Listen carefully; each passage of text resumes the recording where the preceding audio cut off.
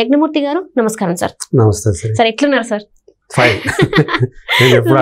ఎప్పుడు లేదు ఎట్లా ఎందుకంటే మా తెలంగాణ అందుకోసం సార్ ఏంటంటే మంచిగా ఉన్నారా? మేము కూడా మస్తున్నాం. అయితే ఇప్పుడు సాంగ్ ఏంటంటే డబుల్ స్మార్ట్, మొత్తం ప్యూర్ హైదరాబాదీ స్లాంగ్ లో మొత్తం సినిమా మనం ఫస్ట్ కూడా చూసాము. మార్ముంతా చోట్ చింత అనే సాంగ్ మనం ఏదైతే ఉంది ట్రెండింగ్ 1 లో ఉంది. అందులో ఏంటంటే కేసీఆర్ గారి ఒరిజినల్ వాయిస్ యూజ్ చేశారు. ఊత పదం ఏదైతే ఉంటుందో అది పెట్టారని చెప్పేసి కొంతమంది ఫైర్ అవుతున్నారు. అంటే బీఆర్ఎస్ నేతలే కార్యకర్తలే కావచ్చు, వాళ్ళు సోషల్ మీడియాలో కేంద్రంగా ఫైర్ అవుతున్నారు. మరి ఇది వాడొచ్చు అంటారా వాడొద్దు అంటారా మరి సాంగ్ లో? ఫస్ట్ ఈ పాట అయితే ఈరోజు యూట్యూబ్ లో నెంబర్ 1 పొజిషన్ లో ట్రెండ్ అవుతుంది. సో ఆల్రెడీ నిన్న ఇప్పటికి అంటే ఈ మనం మాట్లాడుకునే టైంకి 19 గంటలు 20 గంటలు అయింది. More than 3 million. సో అది వ్యూయర్షిప్ వచ్చింది, నెంబర్ 1 పొజిషన్ లో ట్రెండ్ అవుతూ ఉంది. కాసర్ల శ్యామ్ రాసినటువంటి ఈ పాటని సినిమాలో హీరోయిన్ అయినటువంటి రామ్ పోతినేని, కావ్య థాపర్ అలాగే డాన్సర్స్ ఇవిడ మీద చిత్రీకరించారు. పైగా ఏంటంటే కళ్ళు కాంపౌండ్లో ఈ పాట తీశారు. సో దాంతో పాటు అక్కడ ఉండే యాంబియన్స్ అంతా కూడా ఎంత హడావుడిగా ఉంటుంది. సో మనకు ఒకటి ఉంది, కళ్ళు కోతి ఎట్లా గంతులేస్తుంది అన్నట్టుగా అక్కడ కళ్ళు తాగుతూ హీరోయిన్ సైతం కూడా కళ్ళు తాగటం మనకి ఈ పాటలో కనిపిస్తూ ఉంది.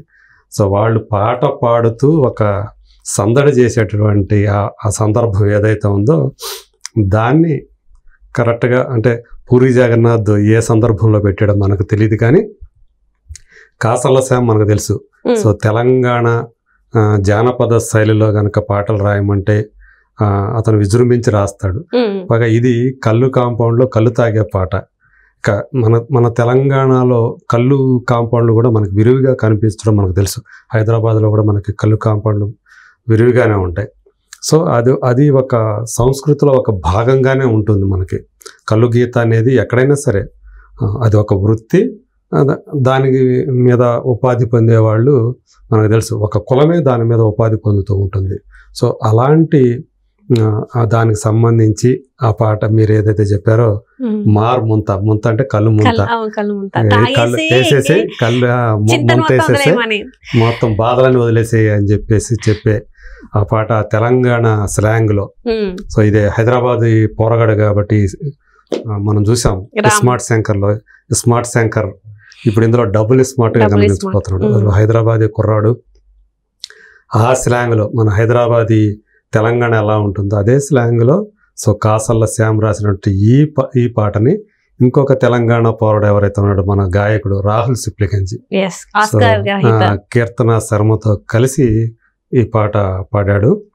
సో అయితే ఇప్పుడు మీరు అన్నట్టు ఆ పాట మధ్యలో పాట పాడేటప్పుడు మధ్యలో ఏం చేద్దామంటావు మరి అని కేసీఆర్ వాయిసే 2 సార్లు వచ్చి అడగటం, వెంటనే ఆయన అడిగిన వెంటనే మార్ముంత చోట్ చింత అంటూ రావటం, ఆ లైన్లు రావటం, ఇదంతా ఏంటంటే ఇప్పుడు సోషల్ మీడియాలో మీరు కేసీఆర్ ఫ్యాన్స్ కానివ్వండి, అలాగే బీఆర్ఎస్ కార్యకర్తలు, ఆ పార్టీ సానుభూతి పరులు, వీళ్ళందరూ కూడా దాన్ని రచరచ చేస్తున్నారు. అంటే ఒక మాజీ ముఖ్యమంత్రి తెలంగాణ రాష్ట్రాన్ని 10 సంవత్సరాలు పాలించినటువంటి ఒక ముఖ్యమంత్రి వాయిస్ని కళ్ళు కాంపౌండ్ పాటలో తీసుకొచ్చి యథాతథంగా ఆయన వాయిస్ ఉపయోగిస్తారా, ఆయన ఊతపదాన్ని పెడతారా, ఇది ఆయన్ని అంటే తక్కువ చేయడం, కించపరచడం, అలాగే తెలంగాణ సంస్కృతిని కించపరచడం ఆ విధంగా ఉంది అని చెప్పేసి విమర్శలు గుప్పిస్తూ ఒక ట్రెండ్ చేస్తూ ఉన్నారు దాన్ని. సో మనకు తెలుసు అంటే ఒక తెలంగాణ మనిషి అయినటువంటి తెలంగాణ కవి అయినటువంటి కాసర్ల శ్యాము, అలాగే తెలంగాణ గాయకుడు అయినటువంటి రాహుల్ సిప్లిగంజ్ కావాలని చెప్పేసి కేసీఆర్ను లేకపోతే తెలంగాణ సంస్కృతిని కించపరచడం కోసం అది పెట్టి ఉంటారని నేనైతే అనుకోను. ఇక్కడ మనం ఓవరాల్గా చూడాల్సింది ఏంటంటే సందర్భం, అది ఏ సందర్భంలో ఒక సెలబ్రేషన్ అది. సో ఆ సెలబ్రేషన్ వచ్చే టైంలో ఆ పాట పెట్టారు. కాకపోతే ఇక్కడ మీరు అన్నట్టు అసలు కేసీఆర్ వాయిస్ లేకపోతే నష్టమేంది, కేసీఆర్ వాయిస్ని ఎందుకు పెట్టాలి అంటే కేసీఆర్ అంటే తాగుడు, తాగుడు అంటే కేసీఆర్ అన్నట్టుగా ఆయన వ్యతిరేకులు ఆయన ప్రొజెక్ట్ చేస్తూ ఉంటారు. సో అదే పద్ధతిలో ఇప్పుడు కావాలని పూరి జగన్నాథ్ ఆ పాటలో కేసీఆర్ని కళ్ళు కాంపౌండ్ సాంగ్లో ఆయన ఊతపదాన్ని తీసుకొచ్చి యథాతథంగా ఉపయోగించుకున్నారు, కావాలని చేశారు అని వాళ్ళు ఫీల్ అవుతూ, కేసీఆర్ ఫ్యాన్స్ కానివ్వండి, బీఆర్ఎస్ కార్యకర్తలకు కానివ్వండి, వీళ్ళందరూ కూడా ఇప్పుడు సోషల్ మీడియాలో విరుచుకుపడుతున్నారు.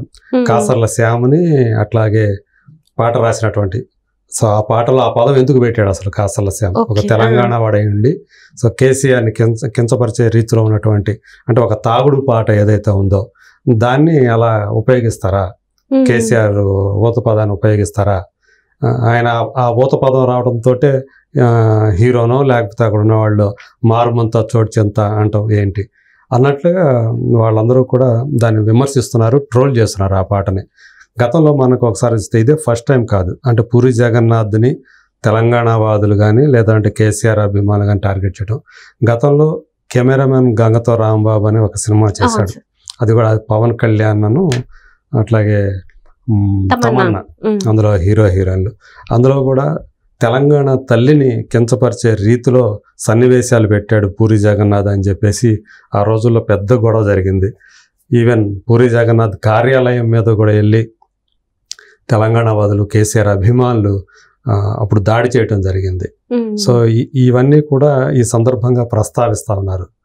సో కేసీఆర్ అన్నా తెలంగాణ వాదం అన్నా కానీ పూరి జగన్నాథ్కి కొంచెం చులకన భావం, అందుకని ఇలా చేస్తున్నాడు అని చెప్పి కొంతమంది అలా ఒక వివాదాన్ని తెర మీదకి తీసుకొస్తున్నారు. కెమెరామెన్ గంగతో రాంబాబును కూడా ప్రస్తావిస్తున్నారు, అప్పుడు జరిగినటువంటి ఆ ఇష్యూని కూడా తీసుకొస్తున్నారు. సో ఏదైతే మొత్తానికి అంటే మనకు తెలుసు పూరి జగన్నాథ్ ప్రస్తుతం కొంచెం డౌన్లో ఉన్నారు. సో ఏదైతే తను ఎన్నో ఆశలు పెట్టుకున్నటువంటి ఒక పాన్ ఇండియా ఫిల్మ్ లైగర్ విజయ్ దేవరకొండతో తీసింది, అది చాలా డిజాస్టర్ అయింది అది. సో దాంతో చాలా మంది నష్టపోయి పూరి జగన్నాథ్ని టార్గెట్ చేసుకొని మేము ధర్నాలు చేయటం, కొంతమంది డిస్ట్రిబ్యూటర్లు అయితే ఆయన మీద చాలా దారుణంగా మాట్లాడటం మనం చూసాం. సో ఇప్పుడు ఈ డబుల్ స్మార్ట్ ఏదైతే ఉందో, సో దీంతో మళ్ళీ పూరి జగన్నాథ్ సూపర్ హిట్ కొట్టే నమ్మకంతో ఉన్నాడు. సో అక్కడ ఆ సినిమా తయారైన విధానం, ఎందుకంటే మనకి స్మార్ట్ శేఖర్ ఎంత పెద్ద హిట్ అని తెలుసు, ఆ రామ్ కెరీర్లోనే అది బిగ్గెస్ట్ హిట్గా అది పేరు తెచ్చుకుంది. సో అట్లాగే మణిశర్మ ఆ సినిమాతోటి ఒక మ్యూజిక్ డైరెక్టర్గా మళ్ళీ బ్యాక్ అన్నట్టుగా, హీఈస్ బ్యాక్ అన్నట్టుగా వచ్చారు మళ్ళీ. సో ఇప్పుడు ఈ దీనికి కూడా Mani Sharma music, Kasarla Shyam lyrics, so వాటితోటి ఆ పాట నిజంగానే ఇప్పుడు యూట్యూబ్లో ఒక దుమ్ము రేపుతుంది అన్నట్టుగా మారుమోగిపోతూ ఉంది. స్టిల్ నిన్నటి నుంచి కూడా ఈ రోజుకి కూడా అది నెంబర్ 1 పొజిషన్లో ట్రెండ్ అవుతుందంటేనే ఆ పాట ఎంతగా ఆదరణ పొందుతుందో మనం అర్థం చేసుకోవచ్చు.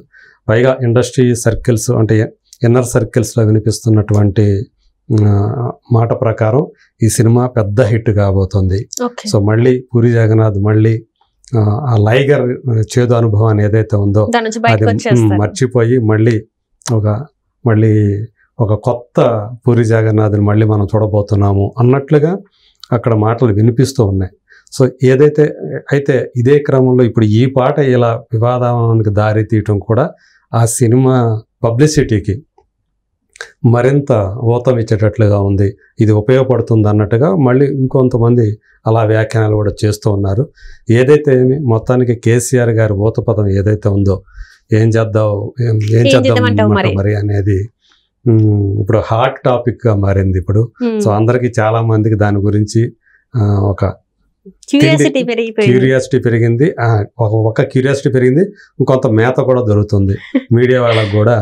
సో ఇప్పుడు కేసీఆర్ ఫ్యాన్స్ కానివ్వండి, బీఆర్ఎస్ సానుభూతి పరులు, కార్యకర్తలు ఆ పాటని ట్రోల్ చేయటం అనేది బహుశా ఇంకా మరి కాస్త ఆ సినిమా మీద బజ్, ఎందుకంటే ఆగస్టు 15th ఆ సినిమా రిలీజ్కి రెడీ అవుతా ఉంది. సో ఇంకా 4 రోజులు కూడా లేదు. సో ఈ లోపల కావాల్సినంత బజ్ దాని మీద వస్తే సినిమాకి, ఎందుకంటే ఒక హిందీ వర్షన్ తప్పించి మిగతా భాషలన్నింటిలో కూడా కలిపి 60 కోట్ల రూపాయలకి ఈ సినిమా థియేట్రికల్ రైట్స్ అమ్ముడుపోయాయి. హనుమాన్ మూవీని ఎవరైతే ప్రొడ్యూస్ చేశారో ప్రైమ్ షో ఎంటర్టైన్మెంట్ అని చెప్పేసి నిరంజన్ రెడ్డి, సో వాళ్ళు ఈ సినిమాని కొన్నారు 60 కోట్లకి, ఒక హిందీ తప్ప మిగతా all languages world wide theatrical rights. So ఆ రేంజ్లో అమ్ముడిపోయినటువంటి ఈ సినిమా సో ఈ బజ్ తోటి ఇంకెంత వసూలు చేస్తుంది అనేది కూడా ఒక అభిప్రాయం నడుస్తుంది. చూద్దాం సో ఈ పాట వెనక నడుస్తున్నటువంటి ఇవి వివాదం ఓ సినిమాకి ప్లస్ అవుతుందా లేకపోతే నెగిటివ్ అవుతుందో చూడాలి. Right sir, thank you so much sir. Thank you.